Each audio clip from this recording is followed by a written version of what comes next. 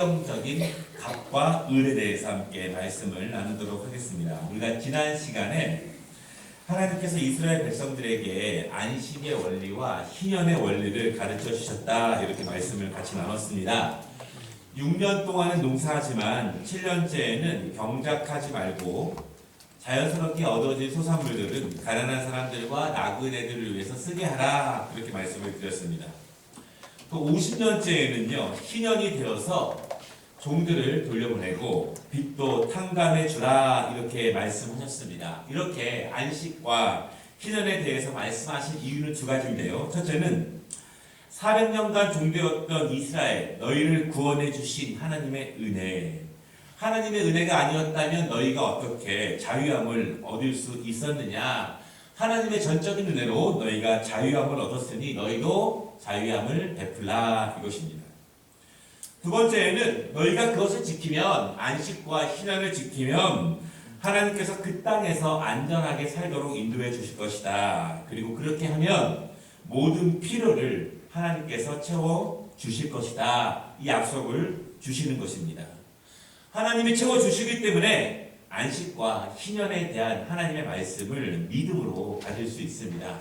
믿어지지 않으면 받기 어려운 것입니다. 세상 사람들은 그렇게 하지 않습니다. 삶의 문제들, 경영의 문제들, 일터의 문제들도 하나님께 맡기라, 이것입니다. 기도하는 것, 예배하는 것, 찬양 드리는 것만 하나님의 말씀대로 하는 것이 아니라 우리의 일터의 문제, 직장의 문제, 경영의 문제도 하나님께 맡기고 하나님의 백성답게 행하라, 이렇게 하면 하나님이 전적으로 채우실 것이다. 믿음이 있으면 이것을 지킬 때 하나님께서 은혜를 주실 것이다, 이렇게 말씀하십니다. 결국 이것은 하나님에 대한 믿음에 근거합니다. 여러분, 믿음으로 이기시기를 바랍니다. 이기기 어려울 때에도, 세상 사람들은 아니라 할 때에도 믿음으로 하나님의 말씀을 받는 은혜가 넘치면 좋겠습니다. 오늘은 갑을 관계인데요.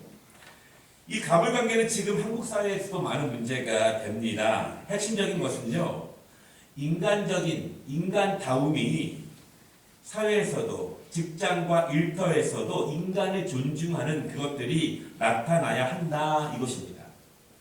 직업상의 위치는 다를 수 있지만 인간에 대한 존엄, 하나님의 창조물로서의 그 존엄은 차별로 이어져서는 안 된다, 이것입니다. 요즘이야 이런 가불에 대한 문제의식이 있지만 과거에는 이런 문제의식이 없었습니다. 우리나라도 이런 것들이 문제가 된 지 얼마 되지 않았습니다. 과거에는 당연한 것이었고 누구도 이의를 제기할 수 없었습니다. 인류 역사 가운데 수천 년 동안이나 이런 갑과 을의 관계가 굉장히 강력하게 이 사회 가운데 있었는데요. 오늘 하나님께서 그것을 말씀하십니다. 두 가지가 말씀하시는데요. 첫째로 39절부터 보면은 종과 주인의 관계에 대해서 말씀하십니다. 여러분, 처음부터 종인 사람이 있겠습니까? 처음부터 종인 사람은 없습니다. 언제부턴가 종에 대한 시작이 있었는데 그 시작이 언제인가를 보면 종은요, 누군가가 포로로 잡혀가거나 아니면 경제적인 어려움 때문에 종이 되거나 아니면 빚이 많아져서 갚을 수 없을 때 종이 되기 시작하면서 인류 역사에 종이라는 것이 처음 생기게 됩니다. 물론 지금이야 고용주와 고용인의 관계가 있지만 결국 예나 지금이나 물질적인 이유 때문에 상하 관계와 갑을 관계와 주인의 종과의 관계가 이어지게 됩니다. 그런데 과거에는요, 말씀드린 것처럼 경제적인 어려움 때문에 노예가 되는 경우가 거의 대부분입니다.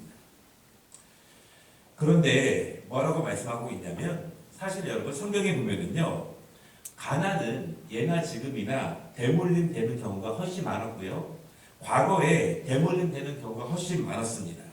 그런데 경제적인 이유 때문에 종이 된다면, 한번 종이 되면 자유함을 얻어지기가 쉽지가 않고 거의 불가능해집니다. 39절에 뭐라고 말씀하고 있냐면, 경제적인 어려움 때문에 동족이, 너희와 같은 민족이 종이 되면 39절에 종으로 부리지 말라, 그렇게 말씀합니다. 그들은 노동력을 판 사람이지 종이나 노예는 아니다. 이렇게 말씀합니다. 여러분, 노동력을 사용하는 것과 종으로 대우하는 것은 다르지 않습니까? 우리가 지금 이런 회사에서나 직장에서나 노동력을 사용하는 것이지 종을 사용하는 것은 아니라는 것을 성경에서 분명하게 말씀하고 있습니다. 43절에 보면은요, 그들을 대할 때 엄하게 부리지 말고 내 하나님을 경외하라 이렇게 말합니다. 엄하게 부리지 말라는 것은요, 인격적으로 대하라 이것입니다. 그 이유는 모두 같은 민족인데 어떤 같은 민족이냐면 하나님을 섬기는 같은 형제 자매다 이것입니다. 우리가 신앙생활은 다른 곳에서 할 수 있습니다. 이 교회 나가고 저 교회 나갈 수 있습니다. 그럼에도 불구하고 하나님 나라에 가면은 다 형제 자매로 만날 분들이에요. 하나님을 믿는 백성들에게서 같은 신을 믿는 사람들이 서로 종으로 엄하게 대하지 말라 그렇게 말씀하십니다. 세상 사람들은 그렇게 대하죠. 여러분, 지금부터 3000년 전의 일인데요. 세상 사람들은 그 종을 얼마큼 심하게 대하겠습니까? 여성들과 어린이에 대한 인권도 보장된 지가 얼마 안 되었는데 과거에 종에 대한 것은 어떻겠습니까? 그 당시에 하나님께서 이런 말씀을 주신 것은 대단한 은혜의 말씀이 아닐 수 없습니다. 53절 말씀에 보면은요, 매년 삭슬 치르는 일구처럼 여기라. 그리고 대놓고 엄하게 하지 말라 이렇게 말하는데요. 그 엄하게의 뜻이 사람의 몸과 영혼을 갈아버리는 혹독한 노동 이렇게 표현하고 있습니다. 여러분, 현재 사회에서도요, 우리나라가 산업화 시대를 겪으면서 사실은 이런 엄한 노동, 사람의 몸과 영혼을 갈아버리는 혹독한 노동이 얼마나 많았습니까? 비인간화된 산업 현장들이 굉장히 많았습니다. 같은 하나님을 섬기는 같은 동족으로서 상하관계와 갑을관계가 어떠해야 되는지에 대해서 말씀하고 있습니다. 두 번째는요, 가나안 땅에는 이스라엘 사람들만 사는 것이 아니죠. 사사기서에 보면은요, 이스라엘 백성들이요 완전히 가나안 땅을 정복한 것은 아니었습니다. 어떤 민족들은 그 땅에 사는 가나안 백성들을 몰아냈지만 어떤 백성들은 어떤 민족들을 다 몰아내지 못했기 때문에 함께 거주하는 지역이 있습니다. 거기에는 오래 산 이방인들이 있다는 말입니다.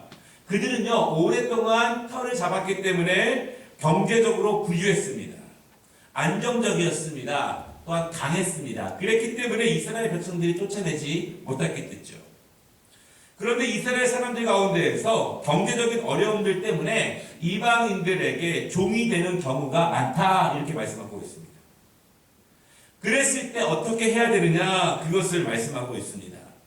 율법이 참 다양한 예시를 들어서 우리에게 말씀하고 있는데요. 이 부분을 47절에서 49절까지 나오고 있는데 뭐라고 말씀하고 있냐면 친척들이 값을 대신 지불해서 그 사람들을 다시 데려오도록 해라 이것입니다. 하나님을 믿는 백성들이 이방인에게 물질적인 것 때문에 경제적인 이유 때문에 팔리지 않도록 너희가 그들을 데리고 오라 그렇게 말합니다. 그리고 또한 팔린 사람도 형편이 나아지면 이방인의 주인으로부터 나올 수 있도록 해라 그렇게 말합니다. 이방인 다른 신을 섬기는 사람의 종으로 가지 않도록 그렇게 말씀하시는 것입니다. 여러분 지금도 그럴 수 있지만요. 주인이 이방신을 믿는 사람이라면 이방신의 가르침을 받는 사람이라면 그 사람의 인생관과 그 사람의 삶의 모습에서 그 이방신의 가르침의 모습이 그대로 나오게 됩니다. 그 영향을 받게 되면 하나님의 백성의 신앙과 그 믿음이 온전해질 수가 없습니다. 더불어 그 이방신을 믿는 사람 그 주인의 신앙이 너무너무 좋으면 영향을 받게 되어 있습니다. 제가 한두 번 말씀을 드린 적이 있는데요. 제가 직접 아는 분들이에요. 직접 아는 분들인데 결국은 신천지로 넘어갔습니다. 왜 넘어갔냐면 그 딸이 간호사인데요. 작은 개인 병원에서 일하는데 의사가 천사와 같은 사람이래요. 너무 선하고 너무 인자하고 월급도 많이 주고 너무 잘하니까 직원들이 전부 다 그 의사를 존경하는 거예요. 그런데 알고 보니까 그 의사가 하나님을 믿는 사람이 됩니다. 아, 하나님을 믿으면 저렇게 믿어야 되는구나. 그렇게 하고 있는데 어느 날 의사 선생님이 성경 공부를 같이 하자고 그렇게 이야기를 했다는 거예요. 그래, 저렇게 인자하고 저렇게 좋은 선생님이 배우고 있는 성경 공부를 같이 해야 돼. 그렇게 하다가 거기 있는 그 딸도 신천지로 빠지게 되었고, 그 딸이 충성스럽게 어머니까지 전도해서 어머니도 같이 빠지게 되었고, 그것을 그 안수 집사님이신 남편분이 그렇게 토로했습니다. 제가 느끼는 건 좀 많지만, 아, 전도는 저렇게 해야 되는구나. 그렇죠. 전도는 저렇게 해야 되는구나. 여러분 사장님 되시면 이렇게 전도하시기 바랍니다. 네, 정말 그리스도인, 하나님을 잘 믿는 사람들의 모습을 보여주는 것이 너무나 중요합니다. 그만큼 이방신을 섬기는 자의 종으로 들어가지 않는 것이 그 당시에 얼마나 중요했기에 예수님께서, 하나님께서 이렇게까지 너희가 그 돈을 가져다가 갚아서라도 그를 데려오라 이렇게 말씀하고 있습니다. 이스라엘 백성들이요, 신년을 지켜야 되고 안식일을 지켜야 되는, 안식년을 지켜야 되는 이유가 계속 강조가 됩니다. 지난주부터 이번 주까지 계속 강조가 되는데 그 이유가 오늘 55절에 말씀하고 있습니다. 두 가지 이유로 꼭 이 희년과 안식년을 지키라 이렇게 말씀하고 있는데, 첫 번째 이유는 이스라엘 백성들은 하나님께만 속했다. 누구도 그 소유권이 없다. 하나님이 주인이시다. 이렇게 말씀합니다. 여러분, 노예제도는요, 누군가를 억압하는 것은요, 창조주의 섭리를 반역하는 죄의 모습입니다. 그런데 중세 때, 그리고 14세기, 15세기 때에 교회가 그러한 일을 참 많이 앞장서서 하도록 했습니다. 누군가를 억압하고 누군가를 비인격적으로 대하는 것은 하나님의 창조 섭리에 반하는 것입니다. 또한 여러분, 신년은요, 사람들의 욕심과 욕망을 강제로 억압하는 하나님의 신적 제도입니다. 6년을 일하고 그 다음 년에 쉬게 하는 것이 쉽습니까? 사람들은요, 풍성하면 더 갖고 싶은 것이 사람들의 마음이고, 부족하면 부족하기 때문에 하늘라도 더 벌기를 원하는 것이 사람들의 마음입니다. 종이 많으면 많을수록 자기에게 더 편리하고 또한 더 많은 풍성한 것이 있기 때문에 신년이 되었다고 해서 종들을 자유케 하는 것은 쉬운 일이 아닙니다. 왜냐하면 사람의 욕심과 욕망은 강제로 억제하지 않으면 계속 뻗어나갈 수밖에 없기 때문에 그렇습니다. 하나님은 그것을 율법의 제도로 말씀하세요. 왜 하나님은 법으로 말씀하시느냐? 이것은요, 법으로 정하지 않으면 안 되는 것들이 있기 때문에 그렇습니다. 만약에 너희들이 은혜 받으면, 너희가 기분이 좋으면, 너희가 성령 충만하면 그때는 그 종들을 자유함으로 주고, 그때는 7년째는 병장을 씌워라. 이렇게 하면 좋을 때는 좋지만 안 될 때가 훨씬 더 많습니다. 여러분 그렇지 않습니까?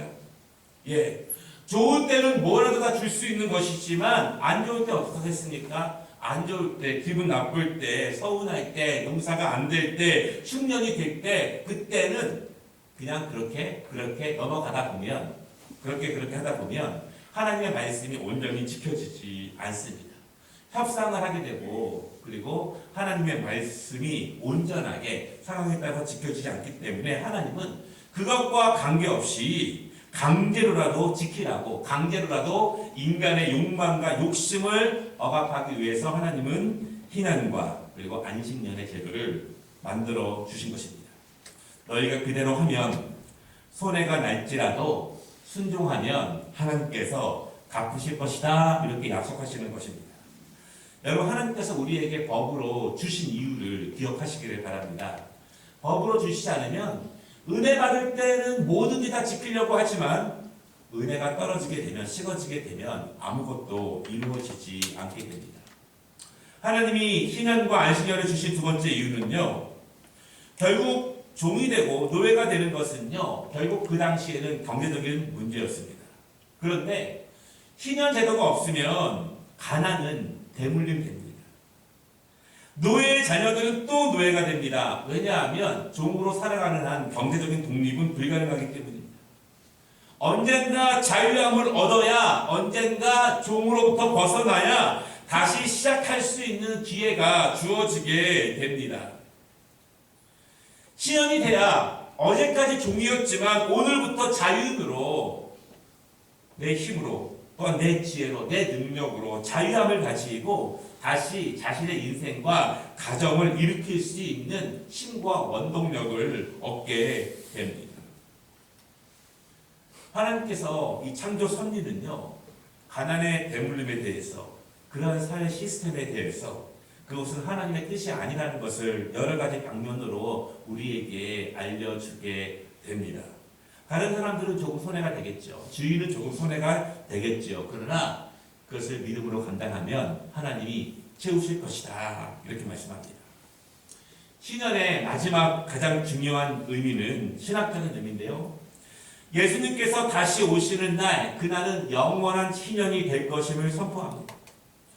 우리는 지금 자유함 된 것 같지만 우리들은 억압되어 있습니다. 우리는 죄의 노예가 되었고 죄의 결과 때문에 우리는 가능한 것보다 가능하지 못한 것들이 훨씬 더 많습니다. 오늘은 해가 뜨는 것 같이 보이지만 내일은 비가 오고 폭풍우가 부는 것 같습니다. 오늘은 좋아 보이지만, 오늘은 은혜가 충만한 것처럼 보이지만 내일은 그 정반대의 날이 오를 것입니다. 인간에게는요, 하나님의 그 아름다운 능력의 모습도 있지만 늘 죄의 모습 가운데 유한하고 넘어지고 쓰러지고 사악한 모습들도 동시에 가지고 있는 것이 인간의 모습입니다. 그러나 그것은 하나님께서 인간을 만드신 원래 모습은 아니었습니다. 이렇게 억압되고 눌려있고 자유처럼 보이지만 온전한 자유, 완전한 자유를 누리지 못하는 인간, 예수님이 오시면, 예수님이 재림하시면 우리는 영원한 완전한 자유함을 입은 영원한 신앙의 축복을 맛보실 것이다. 그것을 이 땅 가운데 연습하게 하는 것입니다. 여러분, 이스라엘 백성들이요, 400년간 노예 생활을 했잖아요. 계속 노예였습니다. 그런데 자유인이 되었습니다. 얼마나 기쁘겠어요. 얼마나 기쁘겠어요. 또 당시에 가나안 땅에 들어와서 여러 가지 경제적인 이유 때문에 종이 되었습니다. 종이 되었는데, 그래, 나는 종으로 살 수 있지만 50년이 되어서 하나님이 말씀하신 그 기간이 되어서 내 자녀들은 자유인으로 살 수 있다면 얼마나 기쁘겠습니까? 그것이 우리가 하나님 나라에서 맛볼 영원한 신앙의 축복을 이 땅 가운데에서 연습하도록 기쁨을 나누도록 말씀하신 하나님의 뜻이다라고 하는 것입니다. 바라는 여러분, 지금이야 우리가 뭐 큰 값은 없을 수도 있지만 우리가 하나님 말씀대로 나아갈 때 우리가 갑이 되는 그런 날도 올 것입니다. 그때도 오늘 말씀을 기억하면서 정말 이 선한 은혜들이 우리 가운데 넘치는 우리 모든 성도들이 되시기를 주님의 이름으로 축원합니다. 기도하겠습니다.